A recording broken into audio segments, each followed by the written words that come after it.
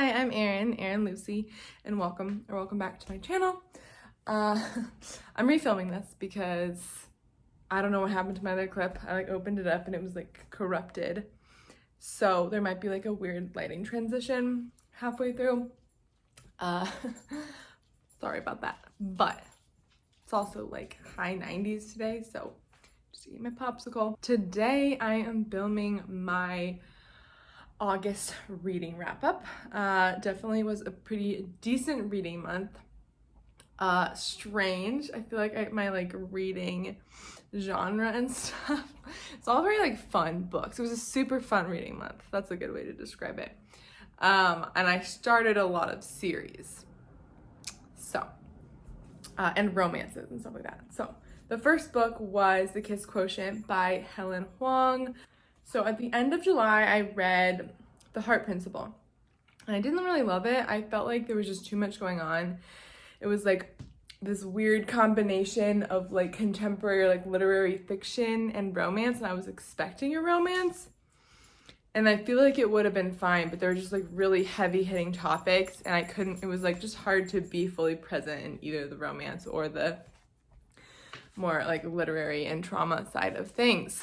So I decided to read a different one, and I did the Kiss Quotient, and it's about this woman. I think her name is Stella, and she is a mathematician who works doing creating algorithms. Yeah, so she's really good at her job, and she also has Asperger's, and she's really struggling with intimacy and relationships. So she ends up hiring this male escort, Michael, to teach her how to be intimate. So it's pretty spicy, and I really enjoyed it, definitely more so than The Heart Principle. I just felt like it was a little more straightforward, but still had the emotional side to things and the character development. So I really enjoyed it. Yeah, it's essentially about Stella and Michael and the development of their relationship, struggles in their own life, and trying to see each other, or how they see each other. So The Heart Principle, and then I read The 100. This is the book that inspired the show. It's very typically dystopian YA, angsty teens. I'm reading it because I really want to do a video essay on the books versus the TV show. I love the TV show. It's wild and super fun. And the books are so different. I've been wanting to make this video since before I started my channel. So it's been a really long time. I don't know, I just have not been able to get to it. It's quick and relatively easy read, but it's not great, to be honest, the books. It is about Clark and Bellamy and Glass and Wells, the book, and they are teenagers living in this dystopian, post-apocalyptic, post-nuclear war world called the Colony, which is above Earth in space. And they've been up there, or humans have been up there for I think about 300 years, and they say that Earth is not survivable still, but they end up sending 100 delinquent juveniles down to the ground, which is all sorts of strange. But essentially on the Colony, and in the show it's called the Ark, when you commit a crime, if you're under 18, you get put in prison until you're 18 and then get reevaluated. After 18, if you commit any crimes, you die, essentially. So that's the world we're living in. The 100 juvenile prisoners get sent to the ground. They don't really know what to expect or what's going on. It opens with there's conflict between Clark and Wells. So Clark is the daughter of researchers who were killed for crimes that we don't really know about yet on the Colony, but she's a medical student essentially, so she has medical training, which is very important given they're trying to survive on a world with a lot of unknowns. and Wells, the chancellor's son, and they had been dating, were best friends. Essentially, like, I guess he turned her parents in, so they had this conflict, but they're going to the ground together because Wells was in love with her, so he did something, committed a crime to get himself put in prison and sent to the ground.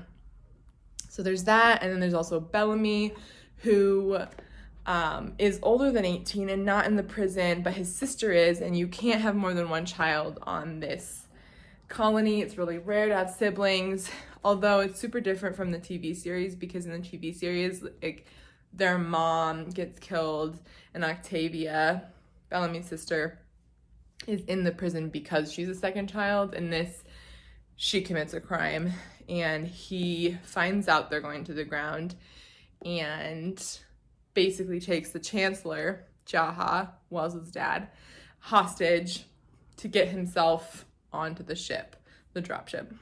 The fourth character that we're following is Glass, who's not in the TV series. Very interesting. I'll talk more about this later when I really go into it. But she's on the ship, also for having committed a crime. But when Wells takes the chancellor hostage, she's like able to get out of the dropship and back onto the colony because she has a boyfriend that she wants to go see. So her point of view, at least up until where I am, so right now I'm in the middle of the second book, and she tells the point of view from the people like on the colony. And then everybody else is on the ground trying to survive, figure out what to do and what's going on.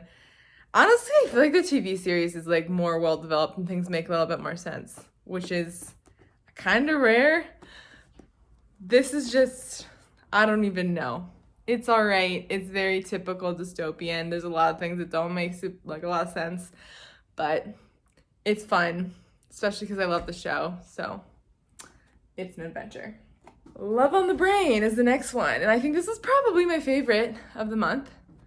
Maybe this and Assassin's Blade, which I'll talk about in a minute, but this is Ali Hazelwood's new release, and I read it immediately, pre-ordered it, got it sent, despite my like weird love-hate thing with Ali Hazelwood. I have read almost everything she's written so far, and I just have not vibed with her novellas, but I really love that she writes from like the scientific point of view. I'm a PhD candidate, and it's just so relatable and funny and interesting.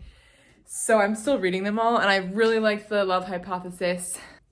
Anyway, I love the pop culture references. I love the science side of things. It's just so fun, and I don't know, like the workings of the science world and academia. It's just really relatable for me. So I really enjoyed that. There were definitely parts of this, like the romance tropes, that I don't love. I feel like I've realized I'm super picky about romance outside of fantasy, but I just like realized there's a lot of tropes that I don't love. Like this opens with the main character B, who is a neuroscientist working for the NIH, National Institute of Health. She has like this like kind of flashback of her in grad school overhearing her nemesis Levi talking to their advisor about why he doesn't want to work with her, and of course like she leaves halfway through the conversation, so she doesn't hear the full explanation, and it just drives me so nuts. So a lot of stuff like that, and like slight miscommunications or assumptions about how the other person feels and thinks. I think just like communication. I want like clear cut, normal, healthy communication. So yeah, B is this neuroscientist, and the NIH and NASA do this like collaborative project, and she's the co-lead on the NIH side, and Levi, her nemesis from grad school, is the lead on the NASA side of things. So she goes down to Houston to work with him, and you know, things happen from there. They're working on this helmet for astronauts, and yeah, it's really fun. I really liked it. And even though it has those like silly tropes and I was really angry sometimes, it was really fun, and I had such a good time reading it. So I recommend for sure Love on the Brain. Yeah, that's the next one. Next, I started the Throne of Glass series, which I really didn't expect myself to start right now. I thought I would wait. I just wasn't quite ready to get back into Sarah J. Maas. And it's YA, which I was nervous about because I feel like lately I've not been vibing with YA as much.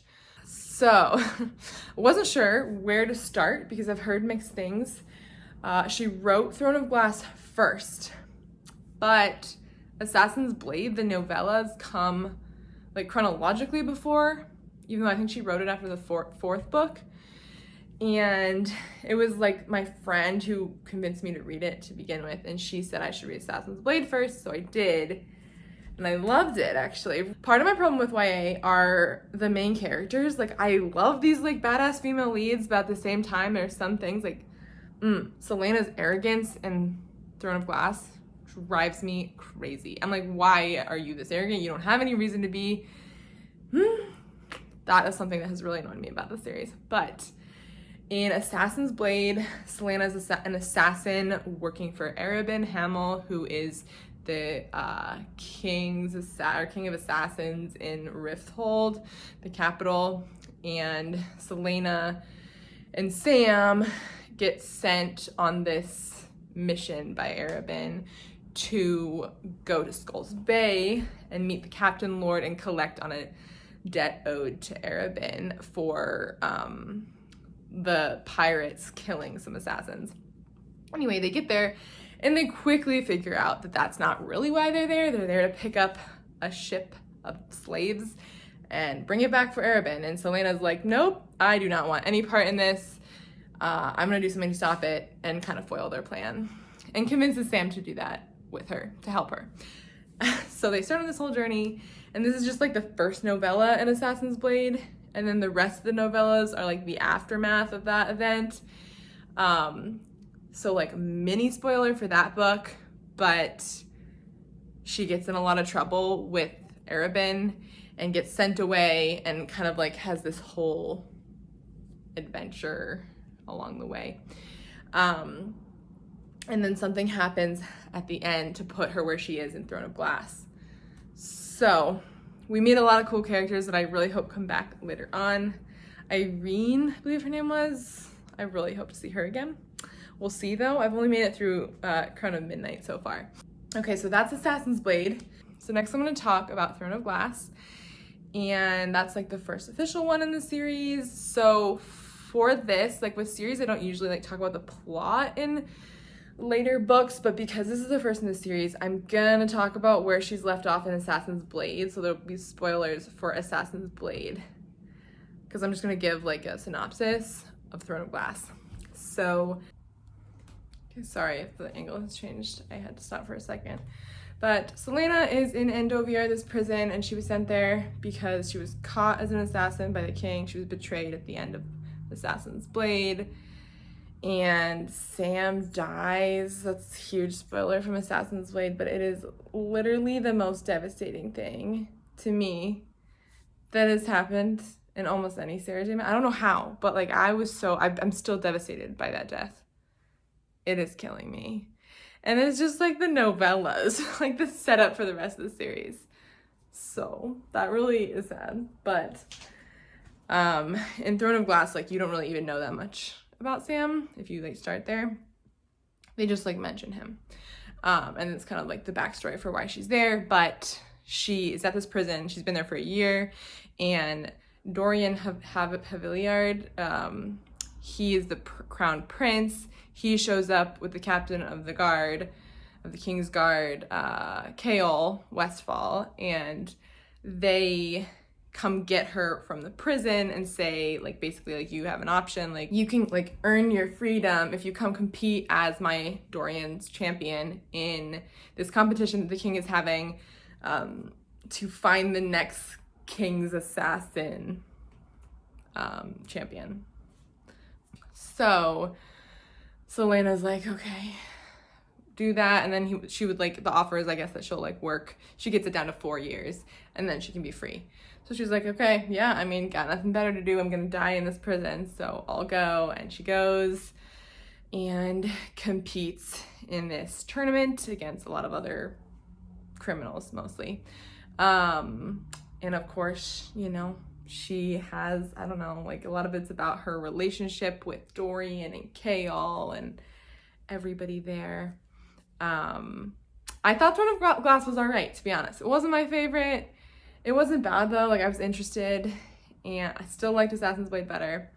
And then I read Crown of Midnight, so I'm gonna stop with spoilers there, but essentially Crown of Midnight picks up where Throne of Glass left off, so I won't say much about that. I actually did not like that one at all, Crown of Midnight. It's by far my least favorite Sarah J. Maas book.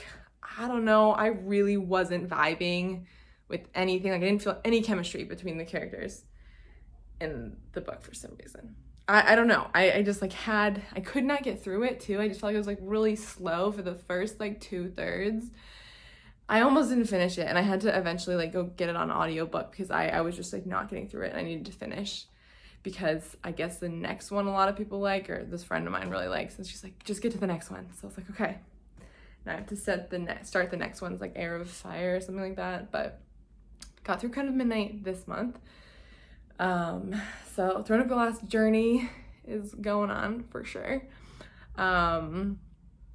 Yeah, it was a little disappointing to end on Crown of Midnight, which was like not my favorite, but I will definitely still be giving the rest of the series a try. And then the last series that I read, not all of, but I started Ice Planet Barbarians, and yes, I'm like basically ashamed to say, but I have these other friends who also really love to read, and we've been trying to do a book club, and we kind of agreed on Ice Planet Barbarians. So it's really popular on TikTok, and so we're like, okay, I guess we'll see the hype, and it's crazy. It is, what on earth is it? I don't even know.